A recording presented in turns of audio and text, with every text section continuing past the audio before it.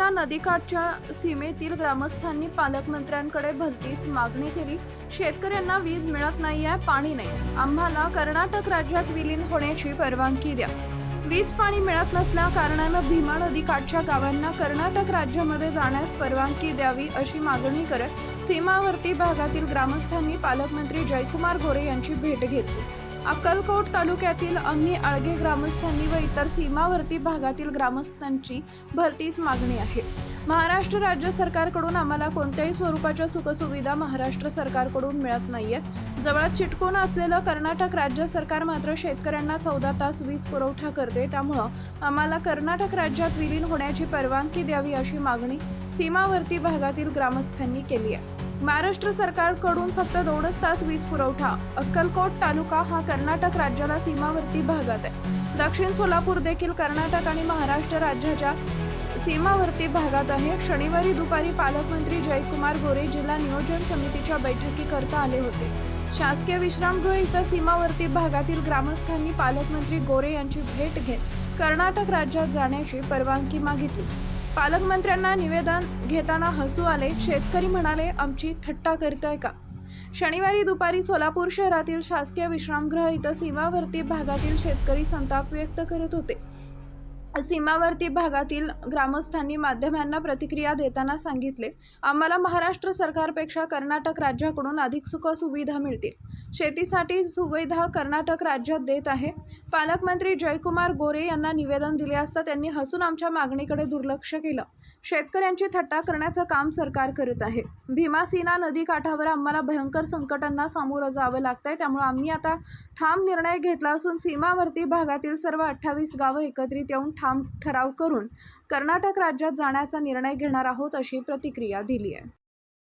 पहिला मी संजीव सिद्धरामप्पा पाटील आमच्या भागातला ज्या ठिकाणी दक्षिण अक्कोट तालुका सीमा भागात जे काय सीना नदी भीमा नदी तटाचे जे लोक आहेत, जे शेतकरी सर्वजण विनंती घेऊन इथं आले होते की पालकमंत्र्याला भेटून जे काय आम्हाला अडीअडचण आहे सीमा भागात कोणी वाली नाही आहे म्हणून आम्ही आलो होतो।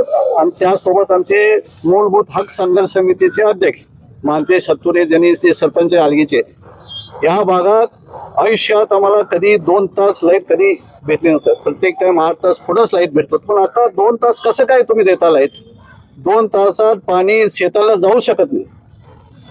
5-5 किलोमीटर आमचे पाईपलाईन आहेत। लोकांना या शासनाला कळायला पाहिजे की शेतकरी 2 तास लाईट दिले तर मग त्यांचं ऊस जगतं काय, जानवर काय परिस्थिती आहे, जानवरची परिस्थिती, अनेक विषय आहे गावात। आता मागणी तुमची काय आणि आमची मागणी असं आहे की या भागात आमच्या भागात 8 तास पूर्वी सारखं जास्त वीज द्यायला पाहिजे, लाईट द्यायला पाहिजे, जेणेकरून आम्हाला शेतीचं कामकाज करता येते। एवढंच विनंती होतं। आणि जर ह्यांचं करा होत नसेल तर आम्ही सर्व आमचे पूर्ण भागात दक्षिण आणि अक्कोट सीमा भागात जे लोक आम्ही विचार केले, दुसरे विचार केले आणि इथं आम्ही पालकमंत्रीला निवेदन दिलं। पालकमंत्री जे आमदार असतील सर्वांना मान विचार केला, जे काय आम्ही निर्णय घेतो आम्ही आमचे जे मीटिंग होईल भागातले सर्व लोकल तर तेव्हा निर्णय करू। यापूर्वी पण नाही म्हणजे आता यांनी हातकुरे साहेबांनी सांगितलंय की आम्ही कर्नाटक मध्ये जाणार असा निर्णय घेतलाय, तर तुम्ही स्पष्ट सांगा ना। नाही, यापूर्वी कर्नाटक जाण्यासाठी सर्व ग्रामपंचायतीने ठरावाद्वारे शासनाला माहिती दिली होती। त्याप्रमाणे तेव्हा शासन विरोधात काहीतरी केले होते, मग नंतर शासन काय आम्हाला निधी देऊन त्या भागात रोडचे चांगले व्यवस्था केले। फक्त आम्ही संघर्ष केला म्हणून आम्हाला आमचे जे काही मूलभूत हक्क समितीचे जे काही संघटना आहे त्या संघटना मार्फत आमच्या भागात रोड केलेत। मागच्या वेळेस रस्त्याचे प्रश्न होता म्हणून तुम्ही कर्नाटक मध्ये जायचा निर्णय घेतला। यावेळेस आमच्या नदी भागात आम्हाला रस्ता वीज या पाहिजेच आणि चांगलं पिण्याचे पाणी पाहिजे। शासन पैसे अन्य ठिकाणी खर्च करतात पण शेतकऱ्यासाठी काय नाही। शेती प्रधान देश असून सुद्धा आम्ही एवढंच विनंती आहे शासनाला की आमच्या मागणीला तुम्ही मान करून आम्हाला मदत करावा। मला काय मोठं पण काय आम्ही फक्त मतदार आहे, साधा शेतकरी आहे। आणि सीना नदीला साहेब आपल्या सीमा भागात सीना भीमा नदीकाठी 1.5 महिन्यापासून फक्त 2 तास लाईन आहेत। ह्यापेक्षा अगोदर आम्ही मूलभूत हक्क संघर्ष समितीच्या वतीने निवेदन दिलं होतं। आम्हाला ह्या राज्याने शेतकऱ्याला केव्हाही दुजाभाव सीमा भागावरती आम्हाला लाईनच नाहीत. 2 तासामध्ये काय होत एवढे दिवस आम्ही अगोदर 10-15 वर्षापासून हे असलं पद्धतच नव्हतं. 2-3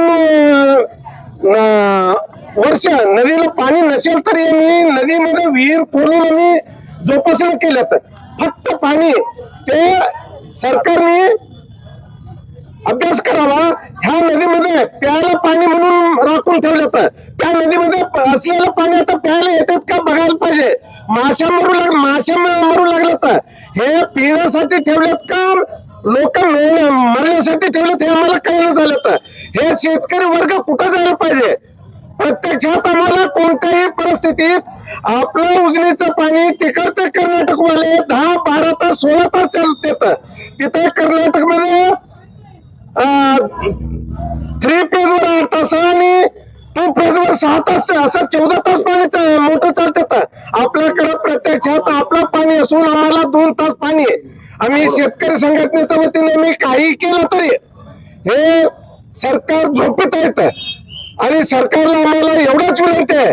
आम्ही अगोदर पासून ह्या सरकारला माझ्या नियोगाप्रमाणे आम्हाला हे शेतकऱ्याला जर हे वीज आणि पाणी द्यायचं नसेल तर आम्हाला कर्नाटकमध्ये जाण्यासाठी परवानगी मिळावं हेच आपलं इच्छा आहे. किती गाव आहेत, किती गावाच्या नागरिकांनी मागणी केलेली आहे? ते सर्व सीमा भीमा नदी काठीचं सर्व अगोदर मी 2021-22 ला मी 11-12 गावा ग्रामपंचायती ठराव केलं होतं.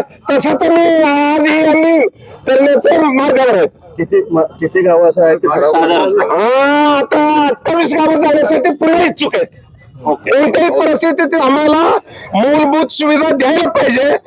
आम्हाला शेतकऱ्याला न्याय द्यायला पाहिजे. पाणी नसेल तर वीज नाही, वीज नसेल तर पाणी नाही, घातलेलं ऊसाचं बिल मिळत नाही. हे का सरकार का झोपेत काय करतात. त्यासाठी आम्हाला मूलभूत सुविधा शेतकऱ्याला. तुम्ही आमदाराला भेटून ही प्रश्न मांडण्याचा प्रयत्न केला की नाही तुमचे कोण आमदार? आता सचिन दादा कल्याण शेट्टी आहेत. कोणी फिरकायला तयार नाहीत. आम्ही मीडियावाले आम्ही सोशल मीडियावर दिलो काय कोणाला शेतकऱ्यांचं वालीच कोण आहे. पालकमंत्री आता काय पालकमंत्री घेतले तर घेतल्यावर हसले तर काय करायचं त्याला. म्हणजे आपला शेतकऱ्यांचं निवेदन बघून त्याला हसू वाटतं. म्हणजे हे पालकमंत्री आहे का काय मला माहित नाही. म्हणजे आपलं शेतकऱ्यांचं थट्टा मस्करी करतात का काय म्हणजे आम्हाला असं वाटू लागलं. तर शेतकऱ्यांचं निवेदन मागा शेतकऱ्यांचं ह्याच्यामध्ये त्यांचं लक्ष नाही. फक्त शेतकऱ्यांचं थट्टा मस्करी करण्यामध्ये त्या निवेदन दिलेलं आहे त्या अपेक्षा कर्नाटक राज्य पूर्ण करेल असं वाटतंय.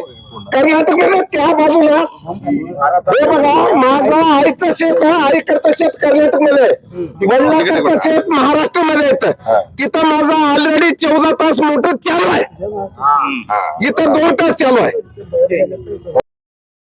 बंधुप्रेम न्यूज चॅनलला लाईक, सबस्क्राईब व बेल आयकॉन दाबायला विसरू नका. धन्यवाद.